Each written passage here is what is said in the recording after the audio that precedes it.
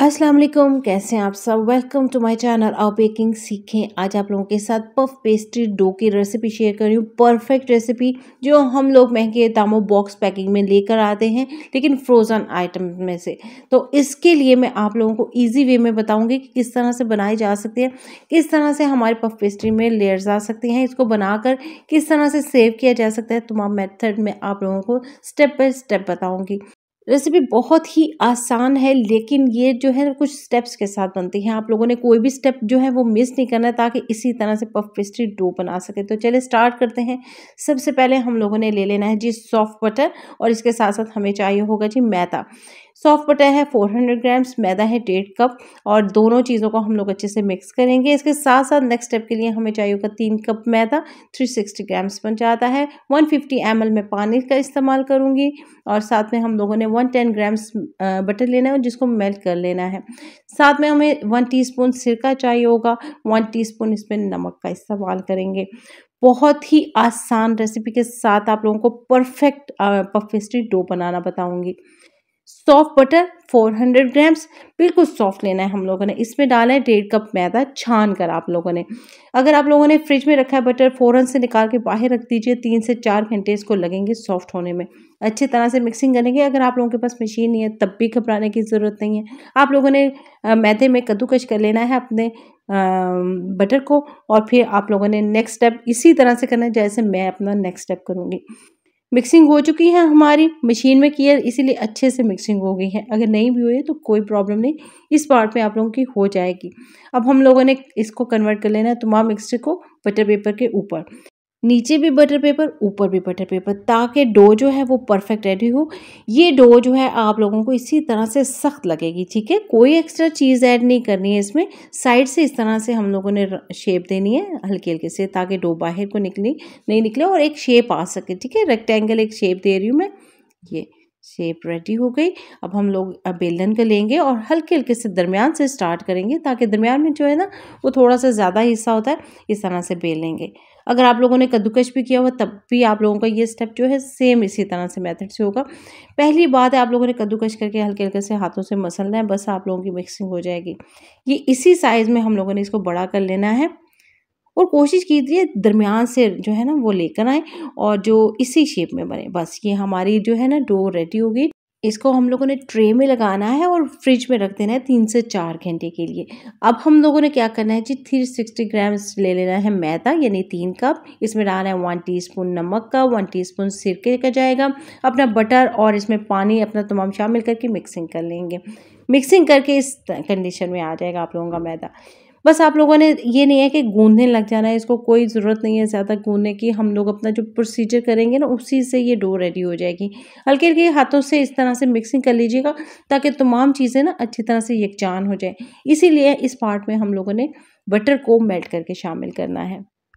अब इसी तरह से हम लोग इसको बेलना स्टार्ट करेंगे, लेकिन कोशिश करेंगे हमारी डो है ना इस तरह से राउंड शेप या किसी और शेप में नहीं चली जाए, इसी तरह से रेक्टेंगल ही बने। लेकिन ये बहुत ज़्यादा बेली नहीं जाएगी, ये थोड़ी सख्त भी होगी और थोड़ी अच्छे से गूंदी भी नहीं हुई है। तो इसलिए हम लोगों ने क्या करना है, थोड़ा सा बड़ा करने के बाद ना तो हम लोगों ने प्लास्टिक रैप कर देना है इसको, लेकिन फोल्ड नहीं करना है, ऊपर रखना है इस तरह से। इसकी शेप बरकरार इसी तरह से रखने हैं हम लोगों ने। इसको भी उठाकर हम लोगों ने फ्रिज में ही रखना है, लेकिन इसको तमाम स्टेप्स मुकम्मल करने के बाद ये हल्के हल्के हाथों से प्रेस करेंगे, थोड़ा सा बड़ा हो जाएगा। ये जितना बड़ा हो सके ना आप लोग कोशिश करें इस पार्ट में कर लीजिए, और फिर इसके बाद इसको फ्रिज में रखेंगे। ये इस तरह खींच लिया ताकि कोई हिस्सा मोटाई में नहीं रहे। इसके ऊपर भी इस तरह से प्लास्टिक पेपर लगा दिया है, चाहे बटर पेपर भी लगा सकते हैं आप लोग। इस तरह फोल्डिंग, देन दूसरी साइड से इससे क्रैक्स भी नहीं आते हैं प्लास्टिक पेपर से, और अच्छे से सेट भी हो जाती है। इसको भी हम लोग ट्रे में रख के ना फिर फ्रिज में रखेंगे 3 से 4 घंटे के लिए, यानी दोनों डो हम लोगों ने रख दी फ्रिज में, ये अच्छी तरह से सेट हो जाएंगी। दोनों डो जो है ना परफेक्ट रेडी हो चुकी हैं। मैं इनकी दिखा देती हूँ लुक की कैसी हो जाती है। बटर जो है वो पहले मेल्ट था, अब जो है वो फ्रिज में गया तो वो थोड़ा जम गया है, तो फिर ये सख्त हो गई ये डो। इसी तरह की हमें चाहिए है अपनी पफ पेस्ट्री बनाने के लिए। मैं बता रही हूँ, कोई एक्स्ट्रा चीज़ आप लोगों ने इसको नरम करने के लिए शामिल नहीं करनी है। मैदा डस्ट करेंगे हम लोग और इसके ऊपर अपनी डो लेकर आएंगे। वो डो जो हम लोगों ने मेल्ट करके बटर को रेडी की थी और इसमें मैदा थोड़ा ज़्यादा ऐड किया था। इस तरह से बेलेंगे। अब ये आसानी के साथ बेली जाएगी। ये इस तरह से इतनी ही हम लोगों ने इसको बेलना है। अब जितना जो है ना हमारी जो बटर वाली डो है, जो हम लोगों ने यानी ज़्यादा बटर लिया था, थोड़ा मैदा लिया था, उसके साथ बनाई हुई थी। ये बन गई और ये शेप तकरीबन उतनी हो गई है जितनी हमारी ये बटर वाली थी। इसको भी खोल लेते हैं। ज़बरदस्त अच्छे से बटर जो है ना वो अगेन से जम चुका है और हमारी डो जो है ना बिल्कुल ज़बरदस्त इसी तरह से आप लोगों ने रेडी करनी है। जो लोग स्किप कर देते हैं रेसिपी को, तो वो उन लोगों की चीज़ कभी भी सही से नहीं बन पाती है। इस तरह से पोलाइटली हम लोग बटर पेपर को निकालेंगे और बटर पेपर के यूज़ का तरीका जो शाइन वाला पार्ट हो उसको लगाते हैं डो के ऊपर। हल्के से इस तरह से सेंटर से प्रेस करेंगे। इसको थोड़ा सा लंबा कर लेते हैं। जब हमारी ये इस तरह से बराबर हो जाए तो हम लोगों ने इसके ऊपर वो डो रख देनी है।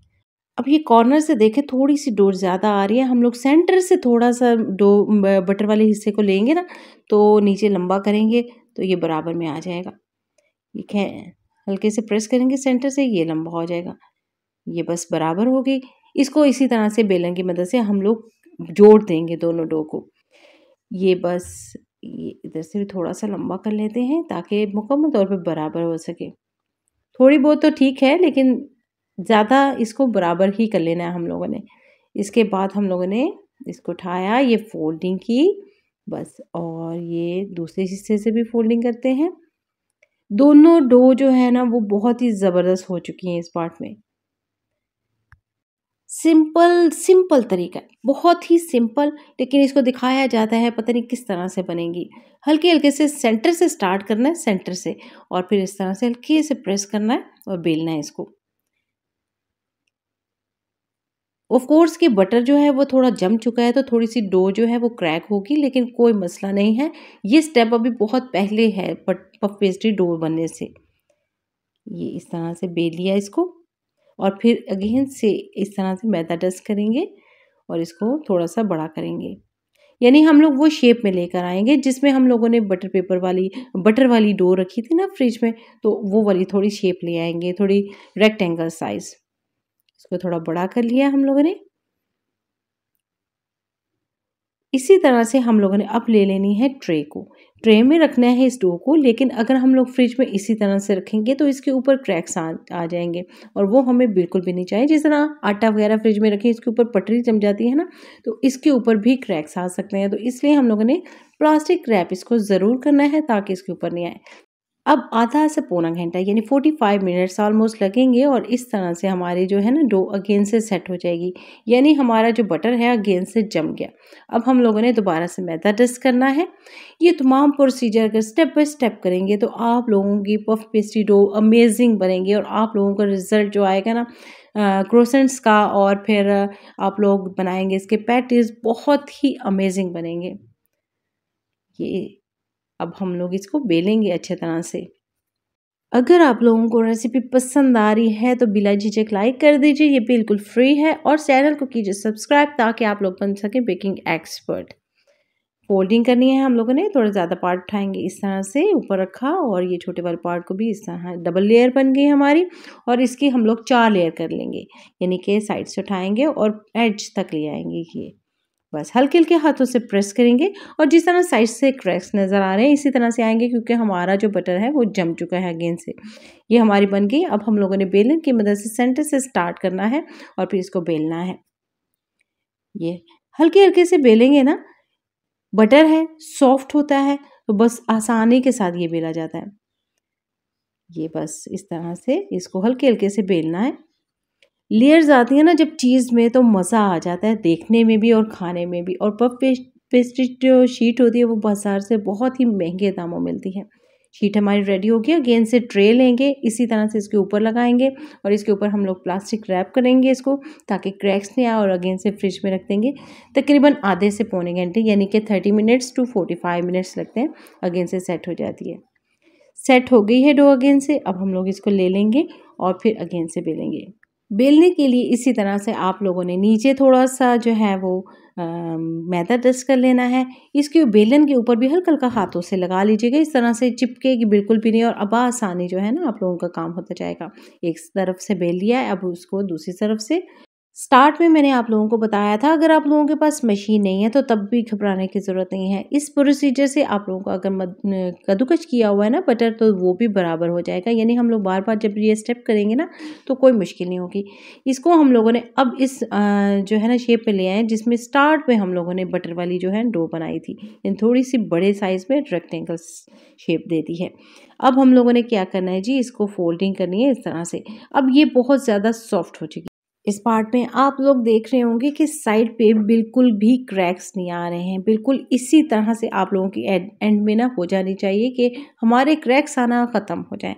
इसको हम लोगों ने बार बार फ्रिज में रखा, बेला और फिर इसके बाद इस पोजीशन में ले आए कि ये परफेक्ट रेडी हो चुके हैं। इसके बस हल्के हल्के से बेलन की मदद से प्रेस कर देंगे ताकि इसके अंदर जो लेयर्स है ना वो आपस में ज्वाइन हो सके। बस इसको ट्रे में लगाएंगे और थोड़ी देर के लिए हम लोग इसको फ्रिज में रख देंगे ताकि ये परफेक्ट जो है ना सेट हो जाए। इसको प्लास्टिक रैप करना बिल्कुल नहीं भूलेंगे। तकरीबन 45 मिनट्स के लिए इसको रखेंगे और ये इस तरह से रेडी हो जाएगी परफेक्ट।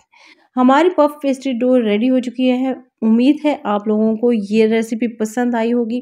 इसको मैं कटिंग करके इसकी लेयर्स चेक करवाती हूँ आप लोगों को कि कितनी परफेक्ट आई हैं। बहुत ही ज़बरदस्त ये रेसिपी है और बहुत ही ज़्यादा आसान भी। अगर परफेक्ट आप लोग पफ पेस्ट्री डो बनाना चाहते हैं तो इस रेसिपी को फॉलो कीजिएगा और ट्राई कीजिएगा। चेक कीजिए, बेकरी स्टाइल ये पफ पेस्ट्री डो घर में बनाना बहुत ही आसान है। बस इस स्टेप्स को फॉलो करना होगा। इसको प्लास्टिक रैप करके आप लोग फ्रीज़र में रख सकते हैं। जब दिल करे आप लोग इंजॉय कर सकते हैं। आप लोग इसको निकालिए, बेलिए, इसके अंदर कोई भी मिक्सचर रखिए जैसे मैं आप लोगों को बहुत बार बता चुकी हूँ बनाना, पैटीज़ पे भी और समोसा में भी। दुआओं में याद रखिएगा ताकि मैं आप लोगों के साथ इसी तरह मज़े-मज़े की रेसिपी शेयर करती रहूँ। लाइक करना, सब्सक्राइब करना, अपने फ्रेंड्स एंड फैमिली से शेयर करना बिल्कुल मत भूलिएगा। फिर मिलेंगे इंशाल्लाह नेक्स्ट रेसिपी में। अल्लाह हाफ़िज़।